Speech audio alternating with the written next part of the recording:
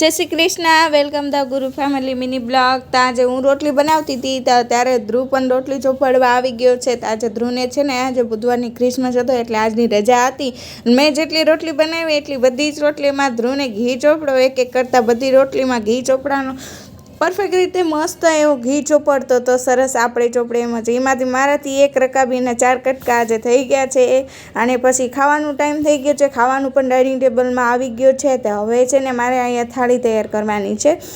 તો એમાં મગ, ભાત, રોટલી ને કાલે મેં તાજે પાપડ બન્યા હતા એ તરીને મૂક્યા છે. અને ભાઈએ મારી પાસે સ્ટ્રોબેરી ખાતો તો ભોગ ધરવું છે. તો થાળી પરફેક્ટ રીતે તૈયાર કરી લીધી છે. બધું જે બનાવ્યું હતું ખાવાનું બધું મૂકી અને હું અને ધ્રુવ આવી ગયા છે મંદિરે. ભગવાનને પહેલાં તો રોટલીને શાક ખવડાવી દીધી, પછી ભાત અને શાક ખવડાવી, પછી પાપડ ખવડાવી. ધ્રુવ કે મમ્મી હું પણ પાપડ ખવડાવું, તો ધ્રુવને પણ પાપડ ખવડાવી દીધા. પછી પાણી પીવડાવી ને હું આવી ગઈ બરાબર. તે પાપડ શેકાતા હતા. વિડીયો ગમ્યો તો કરી દેજો લાઈક, ચેનલ સબસ્ક્રાઈબ.